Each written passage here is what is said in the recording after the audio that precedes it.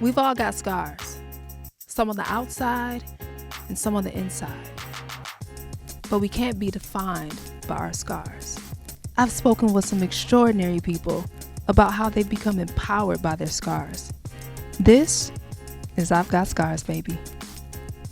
Yes. Okay. First of all, come through, beautiful. Come through. Come through, beautiful. Come on, Y'all don't even know what's going on. Y'all don't even know who we have here today on the show. I am so happy to have, ladies and gentlemen, you are in for a treat. This woman she's just multifaceted. I'm just kind of like in awe of her sometimes because I'm like, girl, what don't you do? And not just don't you do, but don't you do very well. Okay. So right now we have the writer director of Seven Sharp, which is in a phenomenal short film that is coming out. Thank you. It's on its way out.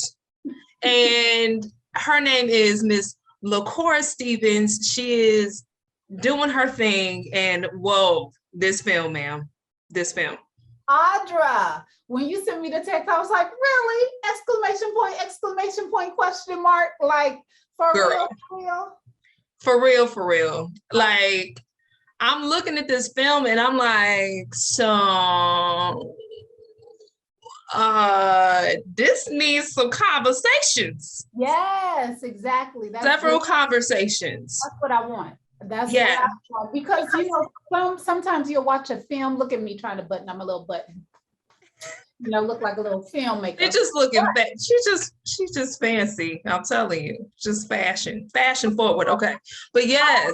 Yeah, sometimes it's like you'll see a film and it's like, oh, okay, it was cool, and then you're on to dinner. Yeah. I want a film that you could actually go on to dinner and talk about it and be like, no, she was right, she was wrong, he was right, he was wrong. What would you have done if X, Y, and Z? But remember when that happened with so and so, so that is what I actually wanted to accomplish. So thank you for saying that. Absolutely. And for this particular platform, it's not necessarily a platform that I just had like you are definitely not my first filmmaker, but it's not necessarily the platform where I'm like, okay, come on over here and just like, let's talk about, the romantic comedy that you put out necessarily. Right. That's not necessarily what, I've Got Scars, baby is really about. But when we're talking about some things that really are like, there's scars that you're talking about in this particular film. And so I want to get into exactly what these scars are, what they really entail, because it's heavy and it's something that you got to really reflect on. So let's just jump on in. So Seven Sharp, what is this film about? Ooh. Lord, it's so crazy because I always find myself getting long-winded. So I should just read the log line because I start getting into like all the details. But it's about a very average family that discovers a very sinister family secret. And they must decide how they're going to deal with it. What choices are they going to make? Are they going to continue to keep it under wraps, like they've always done, for other situations, or are they going to disrupt the pattern? So that's what it's truly about. It's very universal, very average, regular folks, no glitz, no mafia, no guns and special effects, none of that stuff. Yeah. Regular folks with regular struggles that most people can identify with. And that's what Seven Sharp is all about. Wow. Okay. So, we're going to have to dig deeper into that because goodness. Okay. So what was the motivation behind this film? Like what was going on that said, this is a story that needs to be told? Ooh, now most of my projects kind of start with me looking at something, being unsatisfied or so satisfied that I could say I could do that or I need to do that. So when I was working on my first project that I produced, Dating and Waiting, you know, creatively, there weren't some things going my way. And I'm like, you know what? If I'm director, I get to call the shots. I get to tell the story I want to tell. And so I just started thinking. So this has been in my head since what, 2015, 2016 or so. And I said, if I am to tell a story, what story should I tell?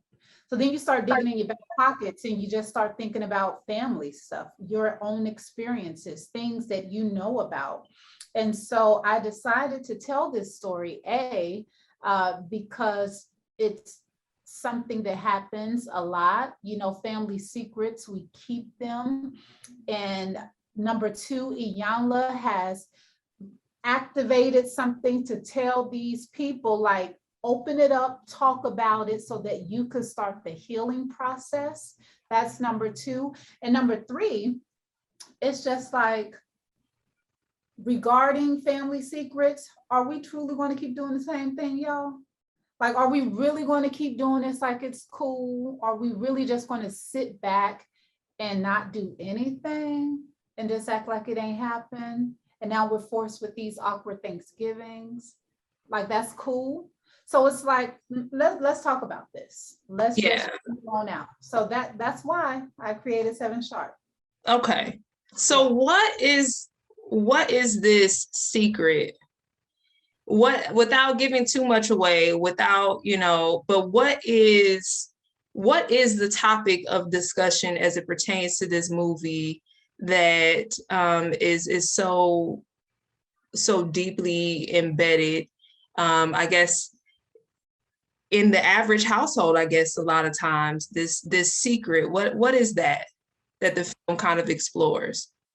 Well, I can't quite share what it is specifically, but let's talk about some of the things that are most common in household, like outside babies, your mama not really being your mama, but being your auntie, you finding out that you got a half brother or half sister that your mama or your daddy never told you about, or that they went ahead and had that baby, but they gave it away because they was forced into shame about the family, so they had to move all the way to North Carolina to give away that baby.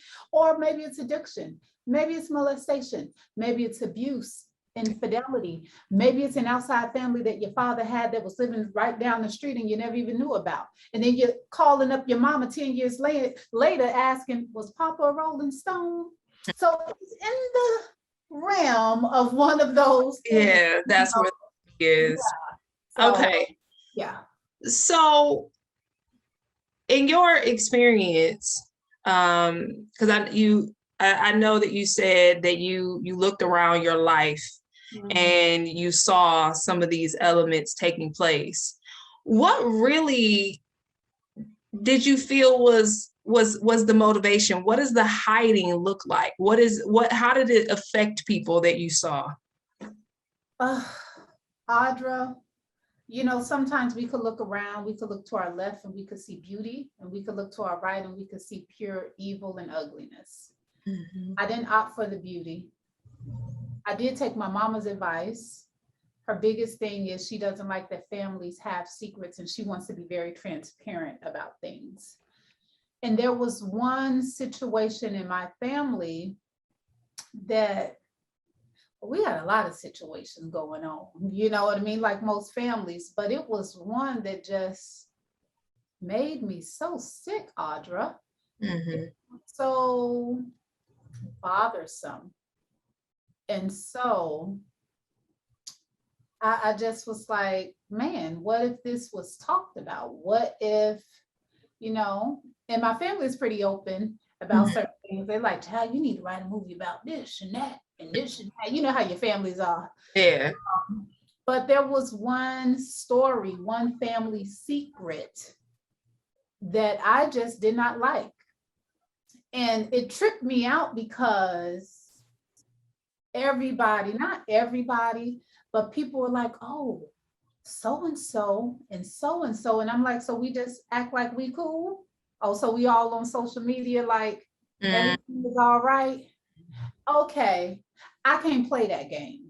Yeah. So if I can't play that game, let me use the talent that God has given me to write it down, put it in a film so that we could talk about it. Yeah.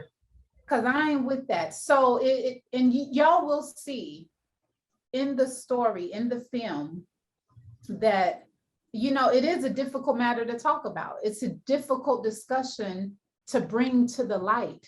Sometimes it looks a whole lot better swept under the rug. You know what I mean? So it was a very sensitive matter that happened in the family. And so I'm like, that's a dog. And it bothered me, Audra. It just really bothered me. And so I'm like, and the person it affected, the people it affected. Yeah. It was bad. So yeah. Because that's the thing. When you're talking about secrets and you're talking about, we're really going to talk about the danger in having family secrets, that to me, I feel like is a very controversial topic, because I think so many people are used to hiding. I know what it's like to hide, because I hid my scars for essentially the first 25 years of my life. I was hiding. But it's one of those situations where it truly can negatively affect people and you don't get to the healing elements. Right. So what does it look like from a filmmaker's perspective, and just having observed it? What does it look like to have these unhealed scars, even if it's through your character's eyes? What are the hiding the secrets? What does it look like as it pertains to your characters? It could change the course of your life. It could have you living in a world that you think is real and it ain't, because you've convinced yourself that you're okay. You know what I mean? In the world of the characters, it could fester, to a place to where there's some dark thoughts that start to enter. You know what I mean? Yeah. So I think when things go unhealed, which there's something called cinema therapy, I truly think that film could change lives. That's just me. I know people say, oh, theater, film, it's not brain surgery. It isn't, but it is, because I beg to differ. I truly feel that film and stories can be so universal. It could touch such a feeling that it could shift your paradigm and start to be the catalyst for you to make a change. Yeah. So with the characters, you see how, it could just take you to a place to where, things just aren't as they seem when you see certain families. But then when you start to just take a little peek inside of their homes, in that wonderful place we love to call the kitchen, where our grandmas and our nanas and our mamas could throw down, and then we eat this wonderful soul food, and then we start to discuss the problems of the day, the goods of the day. And in that moment, it's just like, okay, are we really going to talk about what we really need to talk about? Yeah. So you see some of the characters where some it festers, some it's just a shell of a person walking around thinking that they're okay. Yeah. So yeah. Yeah. So I felt like it was very profound, and I feel like it's very different that you had a particular character, and there are women that are starring in this film, Black women. But it wasn't this, what I would consider to be women are nurturers. A lot of times we love to give, second, third, fourth, 15 chances to everything. Yeah. How do you feel like your characters differed in this particular project from what we consider to be, this is just how women are? Right, because women are so different. We are nurturers. There's a certain way to protect and nurture. You could look at a mama cub, a bear, a mama bear with a cub. Yes, you want to nurture and love and feed, but if something gets too close, it's dangerous. What's she gonna do, Audra? She's gonna start attacking. She's gonna start devising a plan. So I realized that yes, we see Black mothers in movies. We see Black grandmothers and they always happy and joy because Black women, despite what they say, we're not all angry.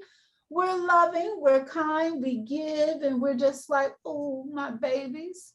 But there is another type of Black woman that exists that we don't get to see. And I wanted to go out on a limb and just say, let me do something a little different. Yeah. You know, something, I don't know, that just kind of intrigues me, Audra, because it's like, yeah, Black women, we are a lot of things.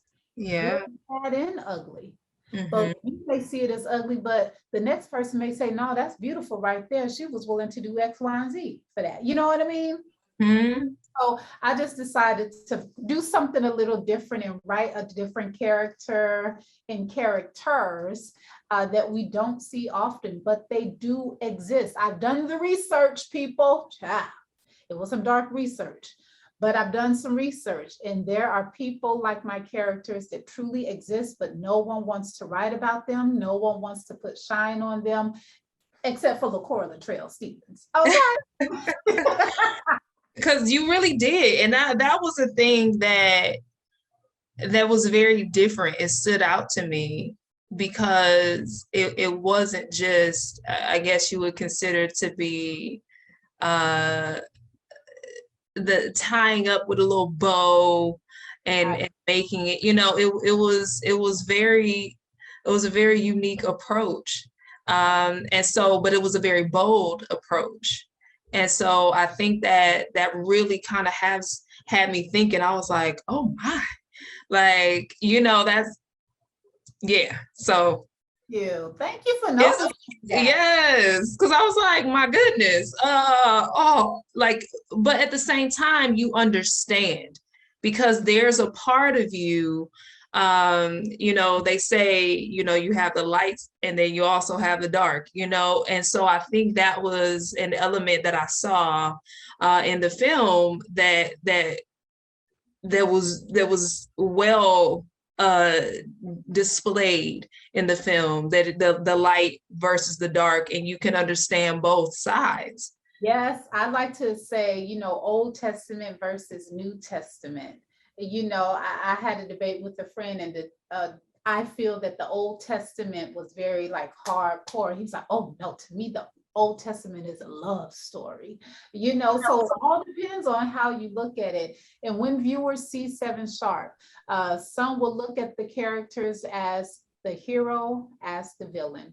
Some would see it as what they're doing is right. No, what they're doing is wrong. You know what I mean? And so it will make for a great discussion after, at any dinner table in your home. So I say go on and check out 7 Sharp when it's available. Okay. I think you absolutely should. And I need to ask this. I got to ask. So how do you as a filmmaker feel like the industry, film and TV, can start to better address these types of issues? Do you think they're doing a great job already, or do you think that there's a little more work that can be done? You know what, Audra? I'm part of a group called Women of Color Unite, and it's led by, are you part of JTC list? Mm-hmm. Yeah. Okay. So we know that she's very vocal. And she says that Hollywood is not doing a good job with telling our stories. And I agree with her, because the story that I have is not something that you see often. And I think what Hollywood needs to do is take a step into these little, spaces like Women of Color, Unite, or, going to the Black Star Film Festival, Pan-African Film Festival, seeing these independent filmmakers like myself and say, well, what kind of stories do y'all have? Yeah. We've been seeing the conversation on Black Twitter that slave movies aren't what's hot in the street anymore. So Black women filmmakers, directors, and writers out there, can y'all holler at us and let us know, well, what do y'all have so that we could greenlight some of the projects you have and make it, mainstream so that the masses can see your stories? So I do feel like Hollywood has to do better. Yeah. Let's do. Awesome. So what would you like to see your film, Seven Sharp, do once it's released, and where would you like to see it go? How would you like to see it impact the world? Audra, let me tell you something. No. Oh, I love it. Of course, I love it. With Seven Sharp, I made it very clear. I was like, God, a sister got a story to tell, and I think that is great. So make sure that Tyler Perry, Will Packer, Ava DuVernay, because you know she has a Ray, Julia, not China, I said Julia, Julius and Viola Davis with Juvie Productions, you know, Cold Black, that they have a bidding war over my film so that it could become a feature project. You know, recently we saw at Sundance how a female filmmaker with the film Coda broke records and sold her feature for $25 million. Yes. By Apple TV. Why can't that be a Black woman? We just saw with Candyman, for the first time, a Black woman brought in #1 box office. You know what I mean? Like, I want that, Audra. Yeah. It's cool to have 6 figures. Okay. But I want 7. I want 8. You know what I mean? So that's what I want with my project. Like, I want to see a great studio take this, produce it into something. I would still love for my actors, Aloma Wright, who is also— They were phenomenal. Yes, Aloma Wright. She's in Tyler Perry's Young Dylan right now. Then we have Andrea Bennett, also an emerging actress who does a great job, you know, and then we have a newcomer, Savannah Riley. I would love for them to be in it some way, somehow, because there's so much more to the story. Yeah.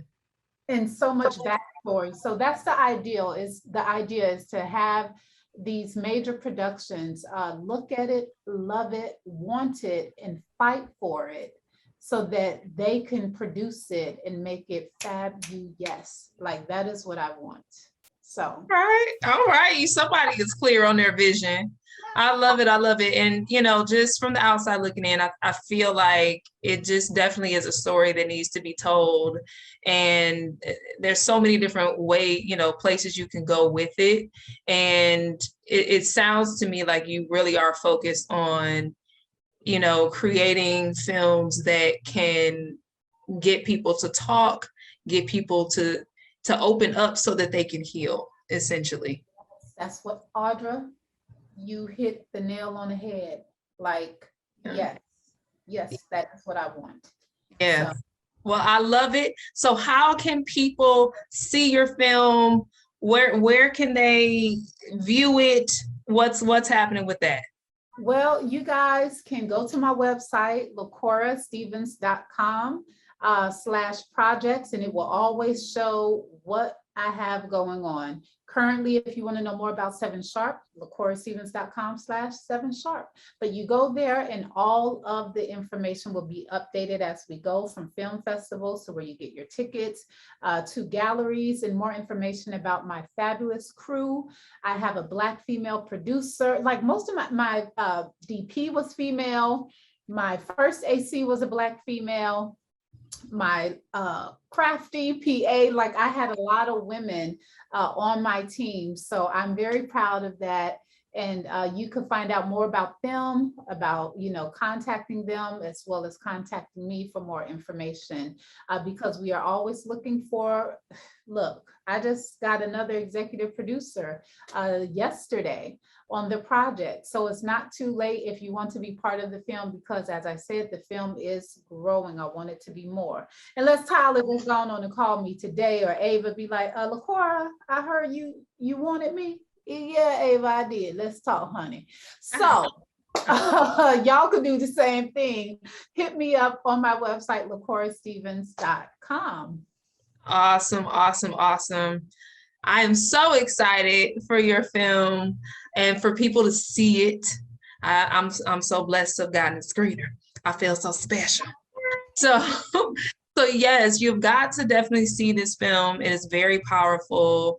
It is definitely going to get you to talking. Is there anything else before we wrap up that you would like to share?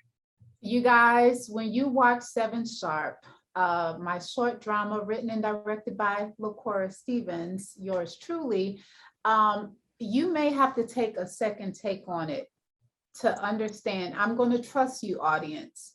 I never assume that my audience is dumb. I learned that as a theater major, and I trust my audience to find the stories within the story. So as you watch 7 Sharp, be focused. Watch it. Hit up Will Packer, my fellow FAMU Rattler. Let him know that I'm looking for him to have a meeting. And that's about it. That's all I'm going to say on that. So thank you. And to all my sponsors, thank you guys so much for your donations to make this happen. Absolutely. Thank you so, so much. I am so excited. And let's see this, let's see it do what it's gonna do. And I'm excited because I feel like it's gonna do Okay. all right now. All. Absolutely. Thank you so much for being a part of this. And I'm excited about your film and continue blessings. Okay. Thank you, boo. Appreciate it. All right. Absolutely.